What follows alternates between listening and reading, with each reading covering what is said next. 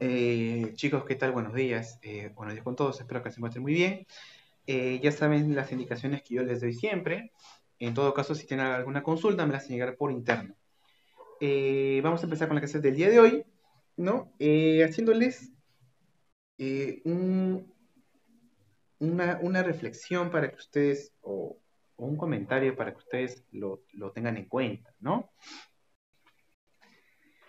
A ver, ¿qué pasa? Seguro muchos de ustedes ya tienen cierta edad, estarán bordeando los 14 o 15 años, ya tienen mucha conciencia, ¿no? Eso es lo que me parece a mí, ¿no? Una conciencia de pensamiento ya más elaborado, crítico, social. Seguro ustedes, ¿no? Alguna vez se habrán topado con alguien que les diga, pues, ¿no? O han escuchado la típica frase de alguien en la calle o sus familiares que diga, no, a mí la política no me interesa, la política es una basura, la política es una, todos roban y no me interesa. Y seguro has escuchado esto muchas veces, incluso de repente tú mismo o tú misma puedes aplicar esto para ti y puedes decir, no, la política a mí no me interesa, todos roban y me parece una porquería. Y de repente, como te digo, lo has escuchado ese argumento de varias personas, ¿no? Mucha gente piensa así, no solamente en el Perú, en muchas partes del mundo. Tú te vas a cualquier país del mundo y entrevista a 10 personas. De las 10, eso depende con los países, ¿no? Pero acá en Sudamérica, seguro de que de las 10, 7, 8, te van a decir que no les importa la política o que es una basura, algo así. Ahora, como te digo, yo no tengo la verdad, yo no tengo la verdad absoluta y te digo, mira, esta es la verdad, cree. No, no, jamás. Yo te muestro las fuentes y ya tú sacas tu opinión que siempre va a ser muy respetable, ¿no? Yo respeto las opiniones de todo el mundo, incluso yo acá como profesor, mi papel es hacer de que tú comprendas y que tengas ciertas respeto por las opiniones, ¿no? Esa es la intención. Pero lo que voy es de que, más allá de que le tenga respeto o no a las opiniones de la gente, lo que yo te puedo decir, que yo he aprendido con la experiencia y con algún tipo de conocimiento que pudo haber obtenido por ahí, y lo que te puedo decir es de que, aunque tú digas de que la política no me interesa o la política no me afecta, la verdad, siendo objetivos, es de que la política siempre nos afecta. Es muy importante, es importantísimo para nuestra vida y para la sociedad, porque nuestra sociedad se regula mediante la política, aunque no lo quieras ver así, ¿no? El trabajo, tu estudio, tu vida está regulada por la política, por las leyes, por el Estado. Eso influye mucho. Así que no voy a meterme en debates con gente que diga, no, profesor, que la política es así, o mira, que la política es una basura, que todos roban. Justamente por eso mismo, si tú no estás de acuerdo con la política, tú mismo tienes que tomar parte y tienes que proponer ideas para que esto cambie, ¿no? Si es que no te gusta. Pero ¿qué hace la gran mayoría de gente en Sudamérica? Dicen, no, la política es una basura y no me interesa.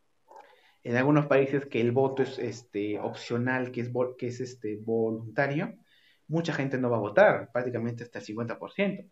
Por ejemplo, en Colombia, sin ir muy lejos, el voto es opcional, no es obligatorio, así como acá en Perú. O sea, si tú quieres vas a votar y si no quieres no.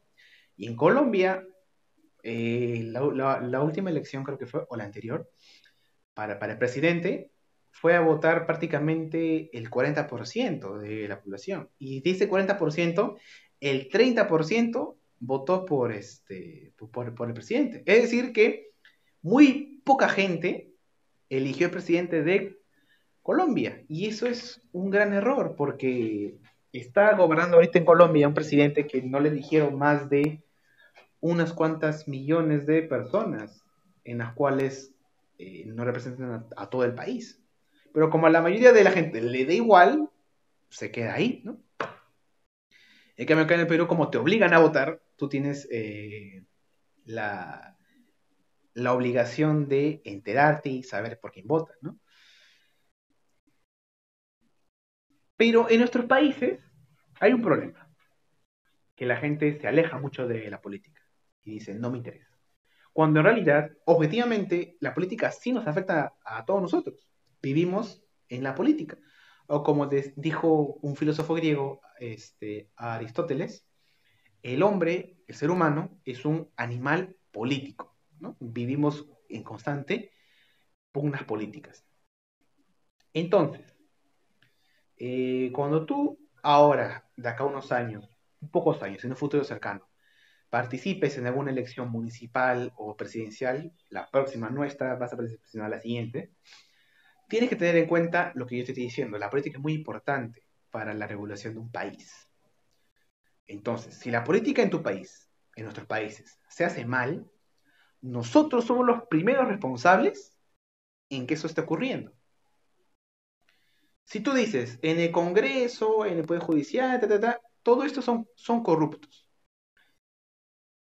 Por eso a mí no me interesa. Pero ahí estás, te puedo señalar que hay un error ahí. Porque tú eres el primer responsable de que ellos estén ahí. Tú los has elegido, pues. Así simple. Tú los has elegido. Entonces, por tu desconocimiento en política y porque no quieres participar, dejas que otra gente que se ha enterado menos que tú o gente que realmente sabe lo que está haciendo, pero por intereses lo hace, dejas que esa gente manipule todo el gobierno. Y es como un círculo vicioso. ¿Te das cuenta? Yo ignoro, no me interesa y dejo que otros que no saben nada o que sí saben y solamente se meten para hacer negocios estén en política. Y eso hace de que a ti no te importe. Y así es como un círculo vicioso que nunca se va a acabar. ¿Qué hacemos para que Sudamérica se corte esto? Infórmate, entérate, que la población sea más preparada, más informada y que elija realmente gente que lo represente. Y así este círculo se va a terminar. Un, un personaje que yo admiro bastante, que es Mahatma Gandhi, que es un hindú que independizó a la India, tiró una frase que a mí me encanta, que dijo, si el gobernante de tu país es corrupto y estúpido, eh, significa que el pueblo está bien representado. Es decir, si en tu país tu político es un idiota, significa que tu país está muy bien representado. ¿Por qué? Porque la gente, bueno, a lo que se refería Gandhi es de que la gente preparada e instruida elige a gente preparada e instruida. Los políticos son un reflejo de la sociedad, porque tú lo estás eligiendo, ¿cierto? El caso de Suiza o de Suecia. ¿Tú crees que en Suiza y en Suecia, cuando la gente es preparada, capacitada, mínimo ha estudiado una carrera universitaria, tiene educación y todo eso, va a elegir a un gobernante que no haya estudiado o que hable tonterías y que son gran populista? Jamás, nunca.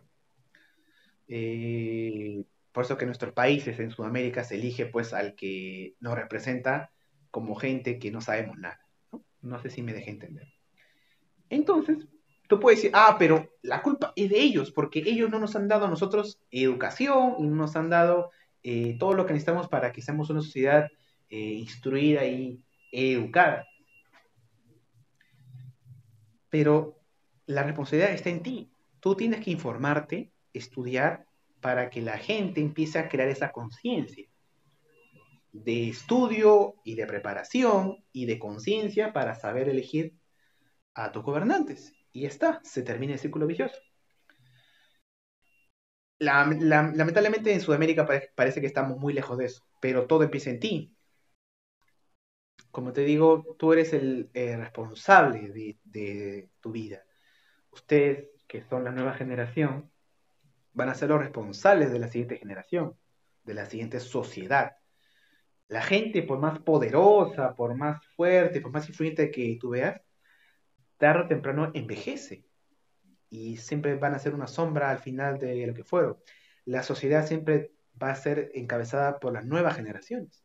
Entonces, está en ustedes tratar de frenar ese círculo vicioso. ¿Y cómo lo vas a hacer? Simple, estudiando. Para que cuando el pueblo sea culto, para que cuando el pueblo sea preparado, ahí recién va a tener y va a elegir a representantes preparados. Todo esto que yo te he explicado es para que entiendas que la política es muy importante, que influye en tu vida. Vamos a hablar hoy día de mucha política, pero te lo voy a hacer de una manera simple para que la comprendas, ¿de acuerdo? Para que no te sea tan esquiva y para que no le tengas cólera, para que la entiendas y luego ya aprendas a decir cuando te toque tomar parte para votar. Esperemos que en los próximos años siga habiendo elecciones, ¿no? Y no caigamos de nuevo acá en Sudamérica en las dictaduras, en los golpes de Estado que tanto daño nos han hecho. Entonces, estaba San Martín, todo bien, todo correcto, todo perfecto. Estaba San Martín, hizo su protectorado y formó un congreso. Pregunto yo, ¿qué cosa es un congreso? Un congreso simplemente es un cuerpo legislativo, es una organización, es una reunión de gente que está con la intención y con la convicción y su trabajo es simple, es generar y crear leyes. Punto, se acabó. Ese es el congreso. Todos los países democráticos del mundo, prácticamente todos los países del mundo, el 99,99% de países tienen un congreso. Hay países incluso que no tienen presidente, que no tienen gobernantes, que no tienen, o es muy distinto, pero siempre tienen un congreso. Es lo básico para que un país funcione. ¿Qué es un congreso? Es una asamblea de personas en las cuales su trabajo consiste en crear leyes. Punto. Ese es el congreso. Un país sin congreso no funciona. ¿Por qué? Porque un lugar sin leyes no funciona. En tu casa ponte que no haya leyes. Tú puedes llegar a la hora que quieras, puedes pegarle a cualquiera, puedes robar, no hay orden. La sociedad se regula con leyes, ¿verdad? Imagínate que mañana digan, mañana en el Perú no hay ninguna ley.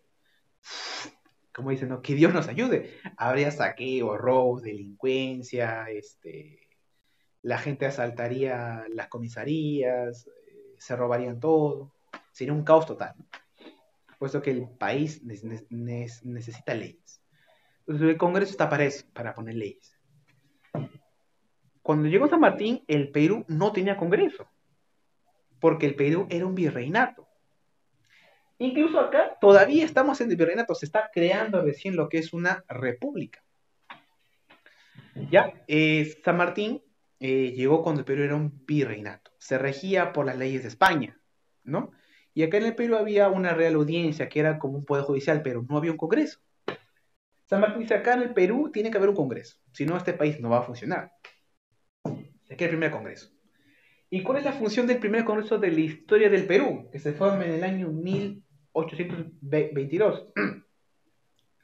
¿Su función cuál es? Dar leyes. Pero como es el primer Congreso de la historia del Perú, su primer trabajo, ¿cuál va a ser?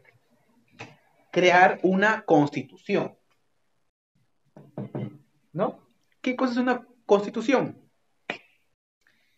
A ver, en tu salón de clase, tú tenías, en todos los salones de clase siempre hay un papel que dice normas de convivencia, ¿no? Ya, para que tú me entiendas, una constitución es como las normas de convivencia, pero de todo un país.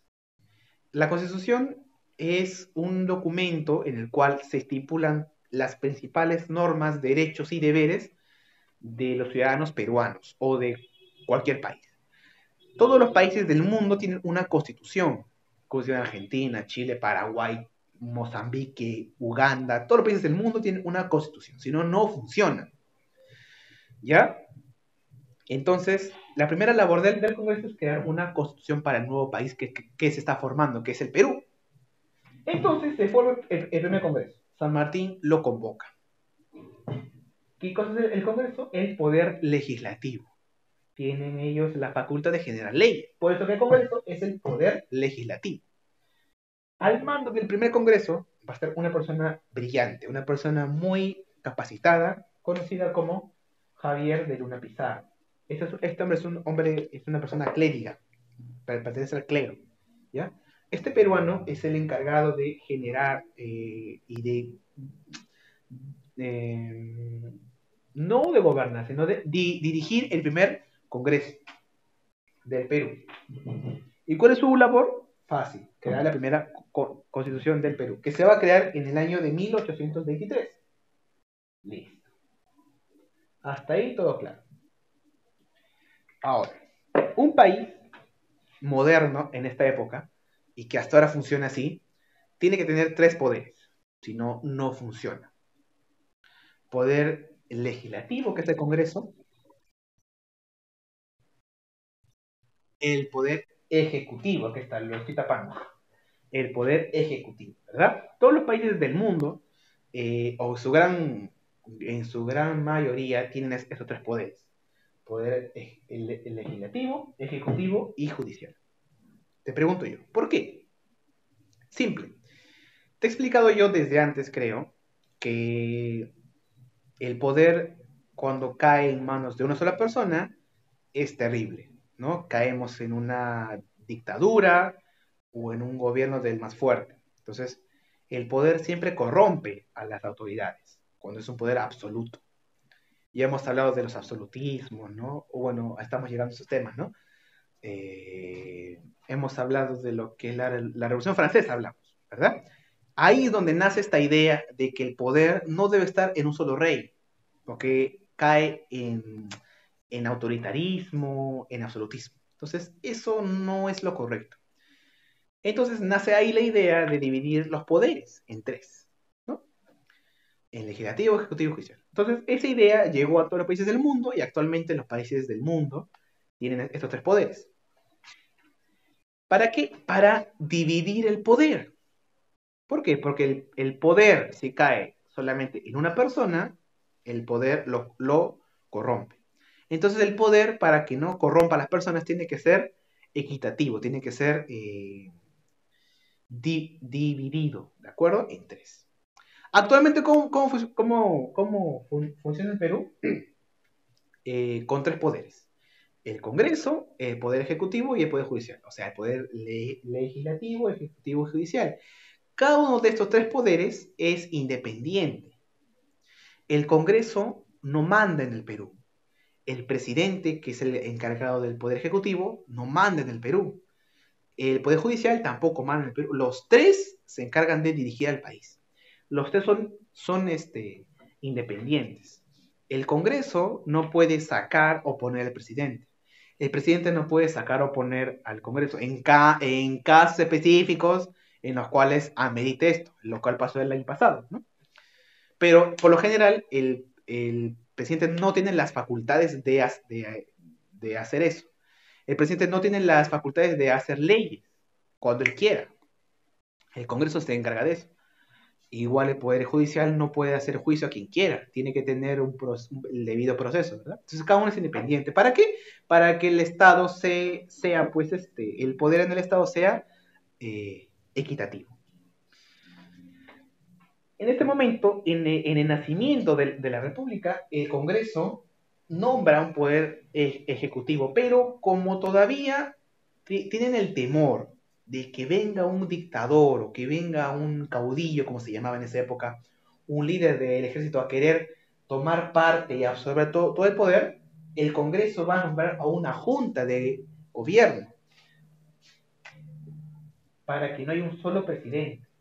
Porque ellos tenían temor de que si nombraban un presidente, él se iba a tomar con todo el poder del nuevo país, porque se estaba formando recién, no era un estado consolidado, ¿de acuerdo? Entonces ellos tenían un temor de que, como se estaba formando recién, el Congreso están haciendo, si nombran a un presidente, ese presidente se va a creer el rey de ese nuevo país y va a estar en peligro el nuevo Congreso. Entonces, para evitar esto, crean una junta de gobierno, ¿de acuerdo? Con 3.000 militares. Pero en la práctica el que va a tener el poder es el líder de esa junta, que va a ser José de la Mar. todavía no hay presidente, ojo, todavía no hay presidente en este momento, solamente hay una junta de gobierno que se va a encargar del poder ejecutivo. ¿Y cuál va a ser su principal misión? Si del Congreso su principal misión era hacer una constitución, del Poder Ejecutivo su principal misión era terminar con la guerra de la independencia. Porque recordemos, todavía en muchas partes del virreinato del Perú hay realistas, hay gente que está ahí por el rey de España. Entonces, la misión de esta junta de gobierno es terminar con la guerra de independencia y expulsar a las fuerzas realistas. ¿Quiénes son los realistas? Los que apoyan al rey de España, los que son la guardia, el ejército del rey de España, ¿no? Del virreinato del Perú. Pero hay un problema. Dicen, ya, nuestra misión es terminar con la guerra de la independencia y vamos a expulsar a los españoles. Tienen un combate una batalla en Torata y en Moquegua. Eso está al sur del Perú, en el actual departamento de Moquegua. Pero ¿qué pasa? Los patriotas, que son estos de aquí que están formando el Estado, pierden. Los realistas ganan. Y los realistas se hacen se hacen con el poder en los puertos de la costa sur del Perú y tienen que regresar hasta Lima. Es un fracaso para el nuevo Congreso. Y los realistas dicen, ya lo hemos ganado, ya está, ya. Hay que recuperar el Perú porque es algo fácil de hacer, porque este nuevo Estado está naciendo, es muy frágil. Así que muchos criollos patriotas dicen, ¿cómo puede ser posible que el Congreso haya nombrado a estos de acá, a esta junta, y que haya fracasado? Y se gesta y nace en este momento algo que lamentablemente se va a repetir muchas veces en la historia del Perú. Se va a generar el primer golpe de Estado de la historia del Perú. ¿Qué cosa es un golpe de Estado? Sencillo. Cuando tú estás cansado del gobierno y tú tienes poder, eres, por ejemplo, un empresario que tiene mucha plata, o en la mayoría de las veces eres un general que tiene un ejército, y tú estás cansado del gobierno y la gente no apoya el gobierno. En países donde la política es frágil, como en Sudamérica y acá en el Perú, es muy común que esa persona quiera tomar el poder por la fuerza. Cuando alguien toma el poder por la fuerza, es decir, no es elegido por el pueblo, eso se llama golpe de Estado. Por ejemplo, si mañana el general de las Fuerzas Armadas del Perú dice, yo estoy en desacuerdo con el gobierno de Vizcarra, porque ha llevado mal el tema de la pandemia y muchos motivos más. Y si tiene el apoyo del ejército y el poder ejecutivo está frágil, puede declararse en rebeldía y toma el poder, saca al presidente y dice, yo ahora me condecoro como nuevo presidente del Perú. Eso es un golpe de Estado. ¿Por qué? Porque la gente no lo ha elegido y ha tomado el poder por la fuerza. Eso se llama golpe de Estado, porque estaba golpeando al Estado. Es algo sencillo. Entonces, se da el primer golpe de Estado, encabezado por dos personas, por Andrés de Santa Cruz y por José de la Riva Agüero, que también era un precursor de la independencia, ¿cierto? Y se da en este famoso golpe de Estado conocido como el motín de Balconcillo. ¿Y por qué toma el poder por la fuerza, José de la Riva Agüero? Porque la Junta de Gobierno había fracasado, había perdido contra los realistas. Así que ellos toman el poder y dicen, ahora nosotros vamos a terminar con la guerra de la independencia y vamos a expulsar a los realistas. Entonces, acá pasa algo importante. José de la Riva Agüero es considerado el primer presidente de la historia del Perú. Y el primer presidente de la historia del Perú no ha sido elegido, ha entrado por la fuerza, por un golpe de Estado. Entonces, oficialmente se reconoce a José de la Riva Agüero como el primer presidente del Perú. Pero hay un debate también, porque para algunos el primer presidente es este de acá, Javier Luna Pizarro, pero no era presidente del Poder Ejecutivo, era el presidente del Poder Legislativo, era el presidente del Congreso. Otros dicen también que el primer presidente fue él, es lo más aceptado, ¿no?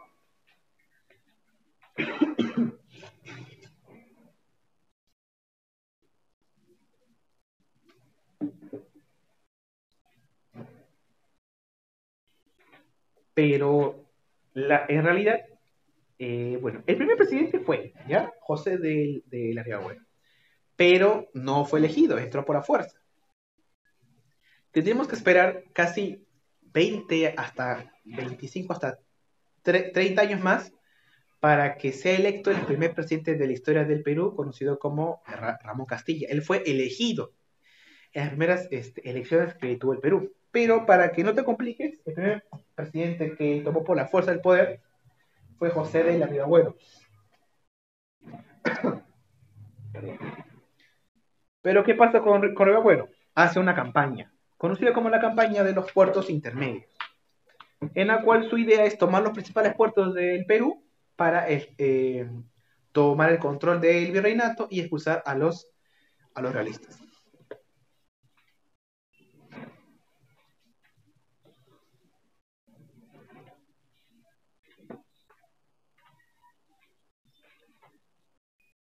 ¿Y qué pasa con Río Bueno? En su mandato, que dura unos meses, casi un año, reforma el ejército, ¿no? Y pide un préstamo, el primer préstamo de la historia del Perú a Inglaterra. Va a enfrentarse contra los realistas, ¿no? Eh, al sur del Perú, ¿no? En Cepita. ¿Y qué pasa? Pierde, ¿no? Pierde Rivabuena y los patriotas. Y los realistas vuelven a tomar Lima. Es decir, prácticamente están reconquistando el Perú. Es ahí donde el Congreso, que había aceptado a Rivabuena como presidente, lo saca y lo desconoce. Y Rivabuena dice, el Congreso me ha sacado de mi puesto, yo no reconozco al Congreso. Es decir, sacaron del poder luego a Rivabuena por perder contra los realistas, pero Rivabuena no lo aceptó. Se fue a Trujillo y ahí prácticamente él se autocondecoró como presidente y siguió con la lucha, pero ya no era presidente pues oficialmente. Ahora, el Congreso había nombrado al Marqués de Torre Tagle como nuevo presidente del Perú para terminar con las guerras con el exterminio, no con el exterminio, sino con la expulsión de los realistas. Pero también va a fracasar Torre Tagle. Entonces, al Congreso no le queda más que pedir de nuevo la ayuda al ejército este, este, extranjero, ¿no? Ya no estaba el ejército de los Andes, San Martín ya se había ido, había dejado el Congreso listo y se fue. Entonces, el Congreso decidió llamar a el ejército que estaba por el norte, conformado por los ejércitos de la Gran Colombia, encabezados por el mariscal Sucre y el mariscal el general Simón Bolívar, ¿no? Entonces el Congreso pidió y llamó para que los ayude a terminar con la independencia al Ejército Libertador del Norte. Porque tú recordarás que el Perú era el principal centro de poder español acá en América. Por eso era muy, muy difícil terminar aquí mismo con los realistas. No lo pudieron hacer acá en el Perú los criollos de esa época, así que optaron por llamar a Bolívar para terminar con todo esto. Y es ahí donde empieza otra época en la historia de la nueva república, con Simón Bolívar, un personaje que tiene muchos matices, y un personaje muy interesante en la historia de Hispanoamérica, que ya lo vamos a estudiar la próxima semana. ¿Alguna pregunta, jóvenes? Antes de que se termine la transmisión.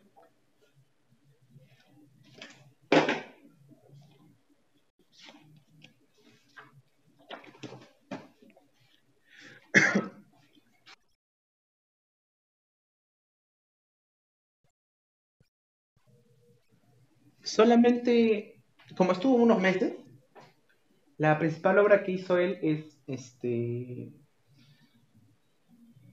reformar el ejército y pidió 120.000 libras a los ingleses. Es decir, con Ribagüero empieza la deuda externa, ¿no? Este famoso término que es el cual que el Perú pide prestado plata al extranjero. Y tú sabes que en esta época los ingleses ya tenían mucho poder en el mundo. Entonces los ingleses eran la principal potencia y los ingleses estaban muy interesados en las independencias de estos países, porque ellos iban a poner dinero ahí, ¿no? Dos cosas, ¿no? Que reformó el ejército, que hizo campañas para terminar con las listas y que pidió prestado a los ingleses. Duró prácticamente muy pocos meses su gobierno de Ribagüero. Ribagüero era un precursor de la independencia. Él había hecho cartas, resúmenes, había hecho pues campaña para la independencia y fue el primer presidente. Es decir que Ribagüero pudo haber sido, siempre en el Perú hay eso de pudo haber, ¿no? Pudo haber sido el padre de la patria, así como Bolívar, como San Martín. Pero ¿qué le faltó? Le faltó mucho más cosas. Le faltó convicción, le faltó poder, le faltó pensamiento transformador. Él pudo haber sido como Higgins o como Bolívar, como San Martín, como Sucre. Pero, ¿qué pasa? Ribaboro tenía muchos intereses personales. Era un aristócrata. Él no quería el desorden, él no quería perder sus privilegios. Si hubiera sido un poco más, vamos a decir, un poco más valiente y un poco menos temeroso de sus privilegios, hubiera sido hoy en día el padre de la patria del Perú. De repente Ribagüero hubiera estado en todos los billetes, tú te hubieras vestido de Ribagüero en las fiestas patrias, ¿no? Hubiera sido más grande que Tupac Amaru, ¿no? Pero no lo fue. Por sus decisiones, pues, personales, ¿no? Pero es así, la historia es así. Si no te toca, pues no te tocó, o no quisiste hacerlo, o no pudiste, o no se dio.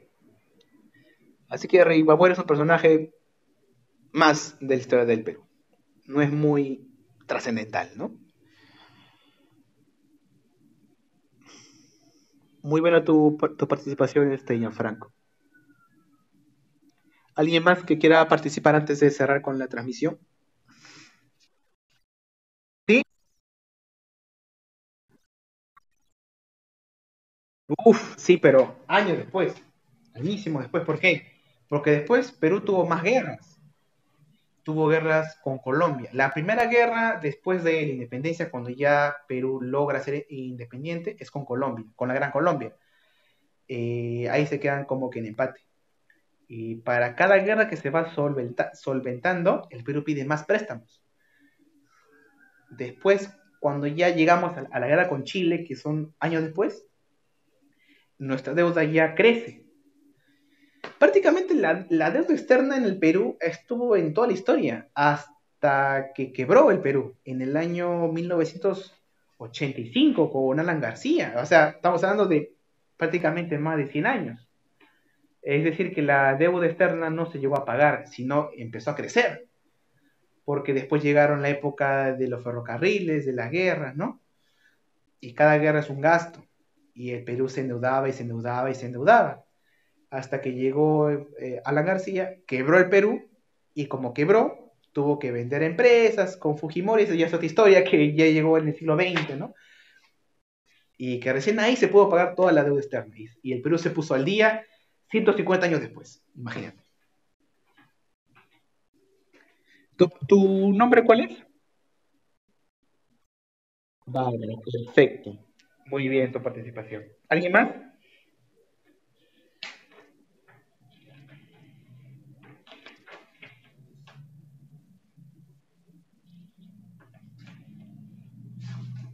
Para terminar, un dato, antes que se me vaya este dato, eh, después de este periodo, cuando aún todavía hay realistas en el Perú, Cuando terminamos con los realistas en el Perú empieza un proceso de guerras y de guerras internas y externas. Y como dato para irme, a veces nos quedamos con datos así, ¿no? Que nos quedaron. El Perú en toda su historia tuvo oficialmente 8 guerras, de las cuales ganamos 3, empatamos 4 y perdimos solamente una. Solamente hemos perdido una guerra en toda la historia. Es la guerra con Chile. ¿Cómo? Claro. ¿Y lo curioso cuál es? Que la guerra que más se recuerda es la guerra que perdimos, ¿no? Es algo curioso. Y eso pasa en muchos países acá en Sudamérica. En Sudamérica se recuerda más las guerras que se perdieron, ¿no? Que las guerras que se ganaron. Chile recuerda más la guerra que perdió con Argentina. No, con Argentina no la perdió en sí, pero Chile más recuerda que perdió su zona del sur, que es la Patagonia. Y Perú recuerda que perdió las provincias de Arequipa y Tarapacá. Y Bolivia recuerda que perdió el mar. Y Paraguay recuerda que perdió con Brasil. Y Argentina recuerda que perdió y así. No sé por qué en Sudamérica somos tan derrotistas. El único que no es tan pesimista en su historia es Brasil, ¿no? Porque ellos, como dijeron, nadie quiere la Amazonía, se fueron a poblar y se la ganaron. Pero es así, hay que verlo de la manera objetiva, no hay que ser tan derrotistas o tan nacionalistas, no hay que verlo así más objetivamente. Bueno, jóvenes, eso fue todo por hoy. Nos vemos el día miércoles y ya saben, a los que no tienen libro, en el grupo de Messenger les envío las prácticas y a los que sí tienen libro, las páginas las publico en el grupo de Facebook. Nos vemos hasta el día miércoles para Historia Universal. Hasta luego, jóvenes. Hasta luego.